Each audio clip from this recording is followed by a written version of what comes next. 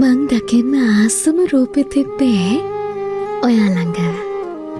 අහන්න ආසම වචන තිබ්බේ ඔයා ළඟ. සැනසෙන්න පුළුවන් උණුහුම තිබ්බේ ඔයා ළඟ. පපුවට දැනුණු හුරු පුරුදු සුවඳ තිබ්බේ ඔයා ළඟ. මං ඉන්න ආසම ඔයා ළඟ. මගේ සාංකාවට එකම බෙහෙත ඔයා. ඉතින් ඔයා ඕනෙමයි මට ජීවත් වෙනවා කියලා දැනෙන්න.